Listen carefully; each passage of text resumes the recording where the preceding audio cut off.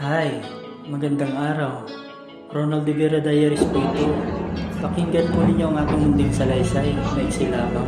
Hindi lahat ng umaalis ng bansa ay sinuswerte. Marami ang umaalis ng puno ng pangarap. Pero pagdating sa abroad, doon pa lamang mararanasan ang tunay na bigat ng buhay. Kala ng iba kapag OFW ka, automatic na maginhawa ang buhay mo.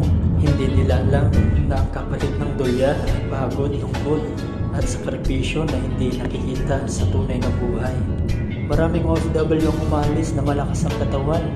Punong-puno sila ng sigla, malakas ang katawan, pero sobrang trabaho naman, puyat at stress. Sa bawat pagdaan ng araw, unti-unting humihina ang kanilang kalusugan. May mga umuwi ng Pilipinas na may naipundar, pero meron din umuwi na maliliit lang sakit, physical man, emotional, na hindi madaling manuho. Hindi rin madali ang malayo sa pamilya ha. Habang may okasyon doon, ikaw naman ay nagtatrabaho dito. Habang nagkasakit sila doon, ay wala kang magawa kasi malayo ka sa distansya.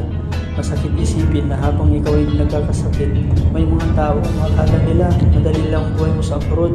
Hindi nila alam, tahimik lang at ikaw ay humaharap sa matinding pagkikipagsapalaran.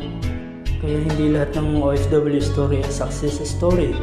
May mga kwentong puno ng luha, pangungulila, at mga sakripisyong hindi kailanman nakikita sa tunay na buhay. Ang pagiging OFW ay laging tandaan. Ito ay napakahirap pero handang magmahal ng buong buhay.